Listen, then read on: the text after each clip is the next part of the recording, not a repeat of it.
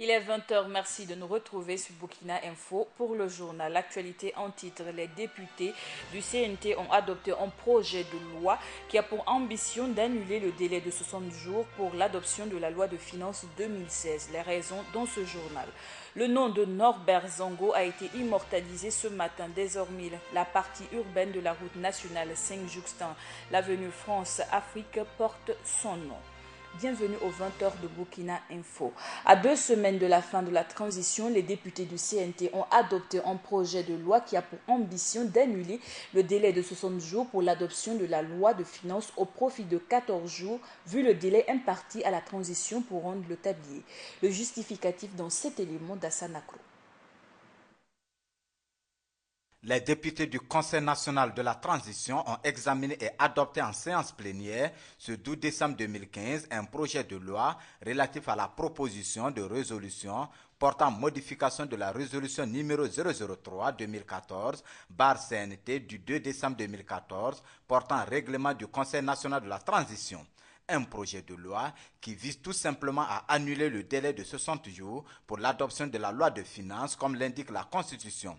Avec cette adoption, les députés du CNT veulent outrepasser ce délai et avoir le cutus d'adopter cette loi de finances en 2 semaines conformément au temps imparti pour la fin de la transition. Pour le député Kazmi Sawadogo, rapporteur de la dite commission, chargé de la modification de cette résolution, le CNT a cette capacité d'adopter cette loi de finances en 2 semaines. Nous avions constaté que vers la fin de la transition, nous sommes confrontés à certaines difficultés par rapport à l'examen de certaines lois, dont notamment le budget de 2016.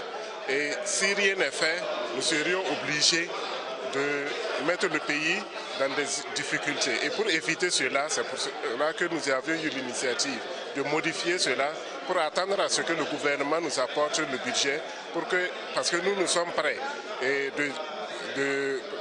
d'examiner et de voter un budget en moins de 2 semaines. 61 voix pour et 3 abstentions sur les 64 votants de ce jour. Certains députés comme Zundi Wilfried justifient son abstention par le fait que cette loi pose un problème juridique et d'opportunité politique. Je me suis abstenu parce que pour moi, le vote de cette loi pose un problème juridique et un problème d'opportunité politique. Le problème juridique, c'est le problème concernant l'article 103 alinéa 2 de la Constitution, qui dit que le vote de la loi de finances ne peut se faire qu'à partir de l'ouverture de la 2e session ordinaire. Nous sommes dans une session unique. Et on nous envoie un projet de finances pour que nous votons. Et là, ça me pose un problème. Le problème d'opportunité politique également, c'est quoi? L'année précédente, nous avons voté un budget d'austérité. Le budget d'austérité ne peut pas être en phase avec les priorités gouvernementales du gouvernement à venir. Cela va de soi que, pour moi, c'était simple de passer à l'adoption d'un 12e provisoire. C'est-à-dire, cela est prévu par l'article 103 de la Constitution, cela également est prévu par la résolution du Conseil national de la transition. C'est-à-dire, on prend le budget l'année précédente, on divise par 12, on a le budget mensuel pour le mois de janvier. Quitte au prochain gouvernement maintenant, devenu maintenant, tenant compte de son projet politique, tenant compte de son programme de gouvernement, de ses priorités également, de voter maintenant le budget pour l'année 2016. Raison pour laquelle je me suis abstenu purement et simplement. Avec cette adoption, les députés du CNT estiment que cette réforme était nécessaire car elle permettra au Conseil national de la transition de doter le pays d'un budget pour son fonctionnement en 2016.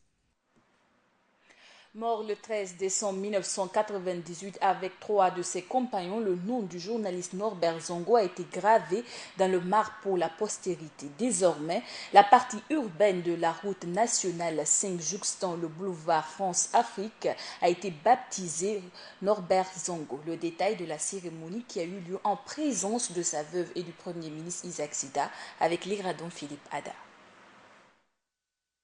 De sa demeure d'1,80 m sous le sol du cimetière de Gounguen, le journaliste d'investigation Norbert Zongo donne son nom à cette avenue qu'il a empruntée le 13 décembre 1998 pour aller tomber dans le guet-apens de ses bourreaux qui l'ont assassiné, lui et ses 3 compagnons. La délégation spéciale de la commune de Ouagadougou veut accomplir de ce fait un devoir de mémoire pour un combattant de la liberté. La veuve Zongo et les amis s'en félicitent. C'est une bonne chose que la transition ait pensé à immortaliser cette avenue au nom de Norbert. Ils ont pensé à ce que l'homme a été et ce qu'il a fait pour le pays Et nous voulons dire merci à la transition pour cette initiative. Je dois dire fierté tout juste, hein, parce que Norbert Zongo est déjà rentré dans l'histoire. Norbert Zongo est déjà rentré dans l'histoire, c'est le plus important. L'histoire est terrible, l'histoire ne retient pas n'importe qui. Et Norbert Zongo fait partie des hommes du Burkina que l'histoire a retenu. Un jour, au centre de place de Norbert Zongo, le plus rapidement possible, on va pouvoir éteindre cette lampe allumée depuis 1999. L'avocat de la famille Zongo se félicite également de l'acte tout en tournant le regard vers la justice. Ce qui nous intéresse en tant qu'avocat, en tant qu'auxiliaire de justice, c'est in fine la manifestation de la vérité. Donc il faut déjà se féliciter des efforts faits par le gouvernement pour reconnaître l'œuvre de l'homme, son action politique, mais aussi il faudrait que la justice, de façon sereine, arrive effectivement à boucler ce dossier dans les meilleurs délais pour nous dire quels sont les coupables, quelles sont les responsabilités et tirer toutes les conséquences au plan juridique. Le Premier ministre Isaac Zida, présent à la cérémonie, s'est montré plus optimiste quant à l'aboutissement judiciaire du dossier Norbert Zongo. Ceux qui ont assassiné Norbert Zongo, en tout cas pour ceux qui sont encore vivants, sont désormais aux arrêts. Aujourd'hui, nous avons foi en la justice. Nous avons confiance aux autorités nouvellement élues du Burkina Faso. Je pense que nous sommes plus que jamais près du but. L'avenue Norbert Zongo est la partie urbaine de la route nationale numéro 5, jouxtant le boulevard France-Afrique. Concernant le dossier, l'État burkinabé a procédé au règlement de l'indemnisation de 233 millions de francs CFA aux familles en exécution de la décision de la Cour africaine des droits de l'homme et des peuples rendue en juin dernier. Aussi, 3 présumés auteurs de l'assassinat ont été identifiés par la justice. Il s'agit de Wampasga Nakulma, Banagulu Yaro et Christophe Kombassiri. Débuté sous le père de la nation, Maurice Yamyogo, pour accueillir le général de Gaulle, le palais qui porte son nom à Koudougou, même restitué à la famille, peine à être achevé. Les raisons dans cet élément d'Ibrahim Zongo. Koudougou, la cité du Cavalier Rouge. C'est là qu'est né le père de l'indépendance du Burkina Faso, Maurice Yamyogo. À titre illustratif à Koudougou, tout passant peut constater dès l'entrée du centre-ville la monumentale place Maurice Yamyogo. Un peu plus loin, au centre-ville, c'est le palais du premier président de la Haute-Volta, actuellement Burkina Faso, qui marque également l'action de Maurice Yamyogo dans sa ville natale. Un palais construit au lendemain de l'indépendance à hauteur de 44 millions de francs CFA, contracté en prêt dans une banque française, nous informe Benjamin Yamyogo, un des neveux du président. Maurice Yamyogo a été construit dans les années 1963-1964. Et au dire du propriétaire, Feu Maurice Yamyogo, sur les ondes de RFI lors d'une interview, ce palais a été construit à l'époque pour accueillir le président Charles de Gaulle de la République française, qui en tout cas avait souhaité visiter le village du président Maurice Yamyogo. Aujourd'hui, le palais est dans un état de délabrement sans précédent, mais un état qui serait dû à l'action de l'État burkinabé après l'éviction du président Maurice Yamyogo en 1966. Ce palais, en effet, a été confisqué par l'État et ne serait restitué à la famille qu'en 1991, soit 2 ans avant la mort du président. Il est resté en l'état pendant un certain nombre d'années, jusqu'à ce que, après la Révolution, pas après la Révolution, mais à l'avènement de la Révolution, le palais a été transformé en un camp militaire et a abrité le bataillon d'intervention aéroportée, commandé à l'époque par le capitaine de l'époque, Boukari Kabouri. Alors, c'est après le passage de l'armée au niveau du palais que nous avions constaté que l'état de délabrement que nous voyons aujourd'hui, que nous constatons aujourd'hui, est arrivé. Et depuis sa mort, Maurice Yamyogo repose au sein du dit palais. Aujourd'hui, seul ce bâtiment est exploité. Il a été rénové par un particulier sur accord de la famille pour servir de cadre de réunion. Dans le cadre de l'élection couplée du 29 novembre dernier, beaucoup de sondages ont été opérés, parmi lesquels celui du cabinet Tembo.com. Une innovation car elle était effectuée directement en ligne. Le point avec Toumadi Guel Rodrigue. Restituer les résultats du sondage numérique sur Internet des élections présidentielles du 29 novembre 2015, c'est l'objet de cette conférence de presse animée par les initiateurs du projet. Selon son coordonnateur, cette initiative première du genre a participé à l'animation des élections et a rencontré l'adhésion de la population. Avec une participation massive, une première au Burkina Faso, qui nous donne des données assez intéressantes à parfaire de façon scientifique, pour lesquelles nous demandons la contribution et des autorités pour s'approprier en fait ce sondage au nom du Burkina Faso. Désormais, on peut dire que le Burkina Faso a réalisé un sondage numérique sur Internet sur la présidentielle en 2009. Et si d'autres pays viennent après, ils seront derrière nous. C'est ce qu'on peut dire en gros sur ce sondage. Un sondage numérique au cours duquel les initiateurs disent avoir tiré beaucoup de leçons. Ce sondage aussi nous a révélé en tout cas des éléments dont nous avions idée en tant que scientifiques. Voilà, parce qu'une élection, ça ne s'improvise pas. Ça part de la base de votre organisation réelle sur le terrain, à travers vos structures de base, dans le plus petit village. Nous avons constaté malheureusement qu'il y a des partis politiques qui n'ont même pas de représentants pour superviser l'élection, même dans une ville comme Ouagadougou. Comment vous pouvez gagner l'élection dans ces conditions? Voilà, un élément qu'on peut dire, une élection présidentielle, il ne s'agit pas de déposer la caution pour se penser, en tout cas, être en mesure de gouverner nécessairement le pays. Cette enquête a été réalisée par le cabinet Tembo.com. Elle plaçait Roch-Marc Christian Kaboré en tête des élections présidentielles avec un score de 53,89%, suivi de Maître Sankara 38,52%, Zéphirin Diabré 6,86% et Taïrou Bari 0,65%. Roch-Marc Christian Kaboré, président nouvellement élu selon les résultats provisoires de la CENI burkinabé, a rendu une visite de courtoisie aux organisations de la société civile réunies au sein du cadre de concertation nationale des organisations de la société civile CCNIOS. Il a remercié les OSC pour leur action et d'y prendre en compte leurs préoccupations. Doumadi Guel Rodrigue.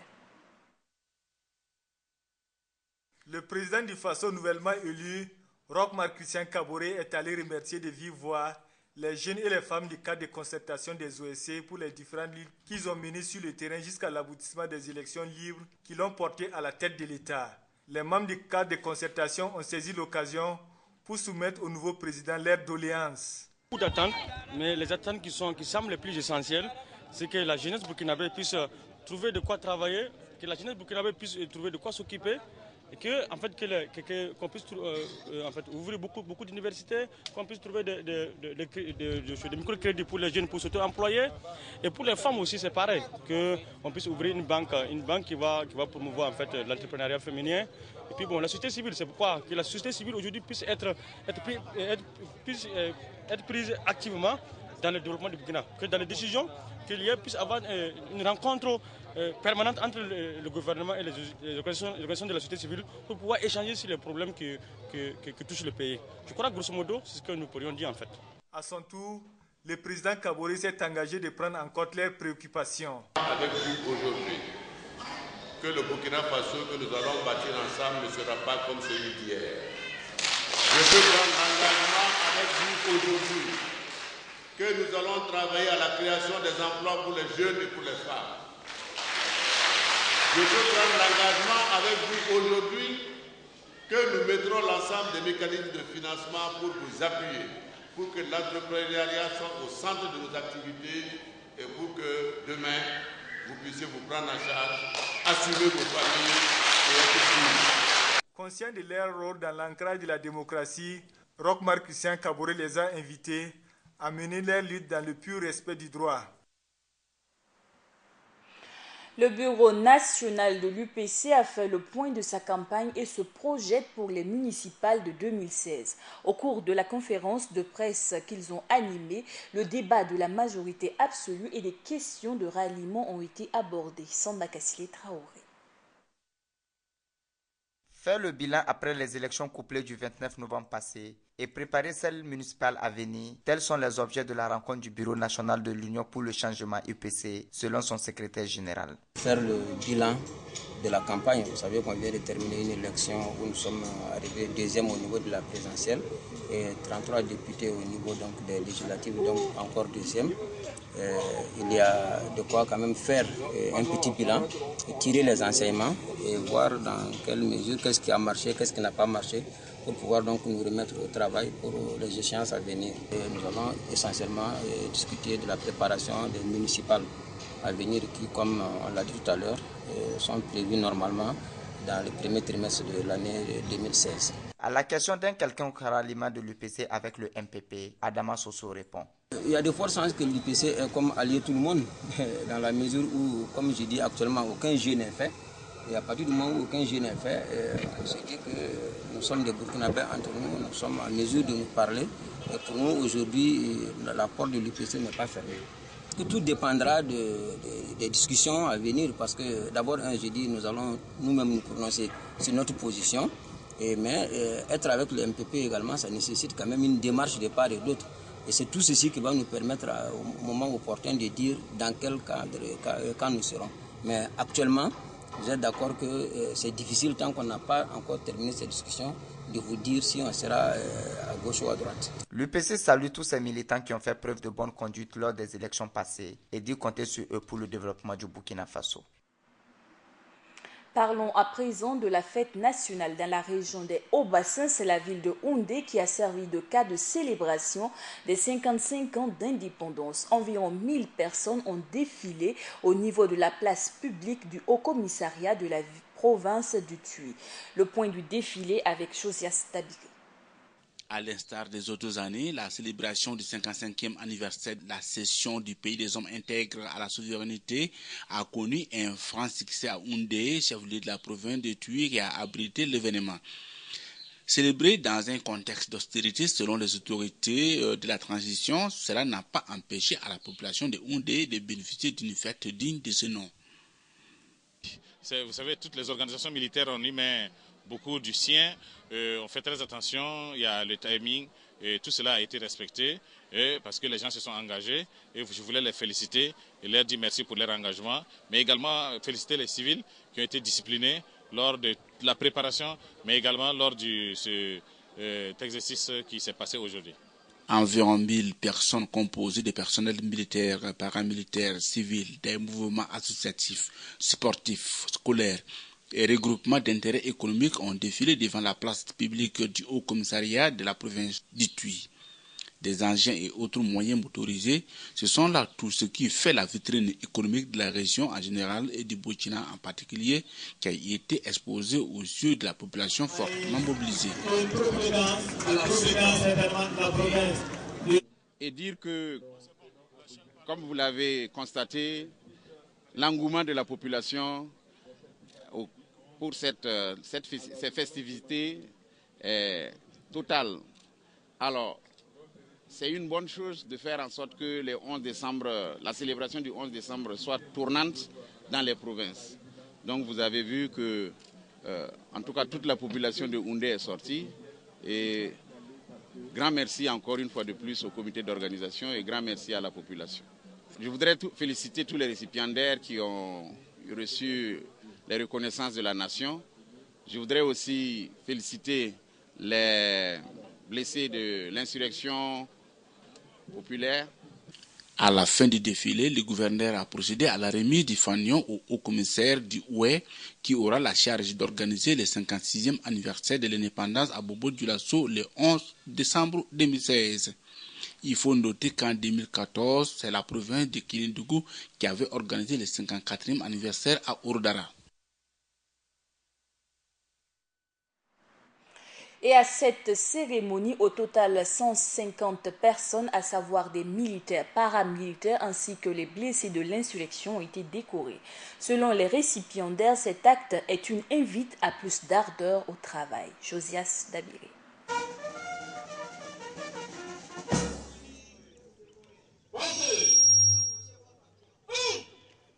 C'est vendredi 11 décembre 2015, au titre de la région des Hauts-Bassins, c'est Houndé, chef-lieu de la province du Tuy, qui a accueilli la célébration de la fête de l'indépendance au niveau régional.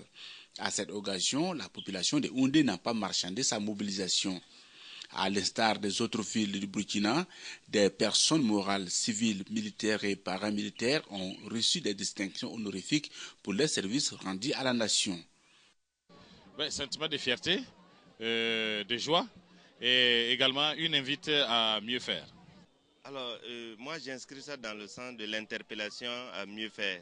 C'est un sentiment de joie, mais permettez-moi de témoigner toute ma gratitude donc, à la délégation spéciale, à l'ensemble du personnel de la police municipale et aux citoyens de la ville de Sia, partant et de la région des Hauts-Bassins tout entière. Merci à toute la nation entière à travers cet acte. Ces récipiendaires disent inscrire leur décoration dans la continuité du travail bien fait. Ils invitent à doubler d'ardeur au travail. Parmi ces 150 récipiendaires d'environ, des blessés de l'insurrection des 30 et 31 octobre 2014 n'ont pas été oubliés. J'ai reçu ça lors de l'insurrection, le 31 octobre à Bobo-Dioulasso, au niveau de Blaise de Kadhafi. En tout cas, je suis décoré aujourd'hui. Je suis fier. Et je suis content aussi de ce que j'ai reçu. À cette occasion, plusieurs personnalités comme le chef du canton Bobo Mandare de Bobo-Dioulasso, le médecin colonel Jean Diallo, ophtalmologue à l'infirmerie militaire et bien d'autres personnes ont reçu la reconnaissance de l'État burkinabé. Culture également dans ce journal du 20h. Quand la poésie croise la route du rap, les Burkinabés inspirés par la Muslam. Clovis Georgina Kaboré a été désigné grand vainqueur du concours Slam pour ma patrie qui a eu lieu dans la cité du Cavalier Rouge. En plus du trophée, elle empoche la somme de 900 000 francs CFA. Ibrahim Songo. J'ai besoin de 3 sons civiques pour dénoncer 3 mots, c'est civique. 3 mots qui déstabilisent ma société. Lancé depuis le 23 octobre dernier, le concours Slam pour la patrie a connu son apothéose ce jeudi 10 décembre 2015. Et c'est la cité du Cavalier Rouge qui a été choisie pour abriter la grande finale de cette 3e édition. Un concours initié par le ministère de la Culture et du Tourisme pour promouvoir la culture du civisme à travers la force conjuguée du verbe et de la parole qu'est le slam. Et je crois que c'est un genre qu'il faut vraiment encourager. Et puis c'est une autre forme. Parce que nous, notre ministère aussi a ceci de particulier, que nous voulons promouvoir des formes d'art, d'expression artistique qui n'ont pas toujours la chance d'être promues. Et le slam, je pense, est véritablement donc un de ces genres que nous avons essayé vraiment de mettre au devant des choses. Et je crois que Koudougou a été très bien choisi. Comme aux précédentes étapes de la compétition, ce sont 2 épreuves qui ont été soumises aux 5 candidats. Le premier thème a porté sur la corruption, la fraude et la contrefaçon et le second à l'initiative des candidats. Et c'est Clovis Kaboré qui s'est hissé sur la plus haute marche de cette 3e édition, ce qui fait d'elle la première lauréate après Ali Gaïré en 2013 et Mohamed Sangaré en 2014. Comment avoir foi à nos dirigeants quand ils sont avides d'argent? C'est terrifiant. Plus personne ne respecte la loi. En quoi avoir foi? Le Burkina Faso a besoin d'hommes intègres, non d'hommes riches, d'intellectuels, non de tyrans qui tirent sur la manivelle. Peuple, à toi de décider si tu veux être brave ou lâche, si tu veux rester esclave. Sinon, vois la sagesse au-delà de mes propos qui fâchent. Et ce thème me tenait à cœur parce que nous sommes à la fin de la transition. Je me suis dit qu'il est nécessaire de faire un bilan pour que ces gens qui ont travaillé pour nous puissent savoir quelle impression la jeunesse a de leur travail, de même que les adultes. C'est surtout pour ça que j'ai osé l'impertinence, si je puis le dire, de titiller un peu les aînés, mais c'était nécessaire parce qu'il y a des trucs qui sont vrais. Elle remporte donc le premier prix d'une valeur de 500 000 francs en plus des prix spéciaux de la participation féminine et des douanes d'un montant global de 400 000 francs CFA. L'électricité est réservée à certains privilèges. Hors de chez nous, au Niger, il y aura un audit du fichier électoral selon le Premier ministre Brigui Rafini avant le 18 décembre en vue de la présidentielle de février 2016. Cet audit qui aura lieu après une manifestation géante début novembre où le chef de file de l'opposition, Seyni Oumarou, avait critiqué le fichier électoral qui serait plein d'erreurs et d'anomalies. Mi-novembre déjà, Sabiou Gaya, un des responsables chargés de l'élaboration du fichier électoral, a reconnu que le fichier comporte beaucoup de ratés, notamment avec des bureaux de vote manquant, des mineurs et des non-nigériens inscrits sur les listes. La Gambie est désormais un État islamique selon le président Yahya Jammeh. Il a indiqué que la Gambie est un État islamique qui respecte les droits des citoyens. Pour l'instant, aucun détail n'a été fourni sur les modalités de ce changement de statut. En rappel, la Gambie est une ex-colonie britannique de près de 2 millions d'habitants en Afrique de l'Ouest. Au Burundi, 24 heures après l'attaque de camps militaires, dont 2 dans la capitale Bujumbura et 1 en province, les morts se comptent par dizaines dans les rues. Les corps seraient ceux de jeunes tués par balles. Selon des témoins et des journalistes, ils seraient au moins une quarantaine. Parlons de la proposition du candidat Donald Trump de fermer les frontières des États-Unis aux musulmans. Le milliardaire saoudien et membre de la famille royale, le prince Al-Walid Ben Talal, a affirmé hier que Donald Trump était une honte pour toute l'Amérique et qu'il devrait se retirer de la campagne pour la présidentielle américaine sur son compte Twitter. Donald Trump, principal indexé, a réagi sur sa page Twitter en indiquant que le prince ne pourra contrôler les hommes politiques américains et qu'il sera élu. C'est sur cette information que prend fin le journal de 20h sur la chaîne Burkina Info. À tous ceux qui nous suivent depuis le Sénégal et partout ailleurs en Afrique et dans le monde entier, Nangadef.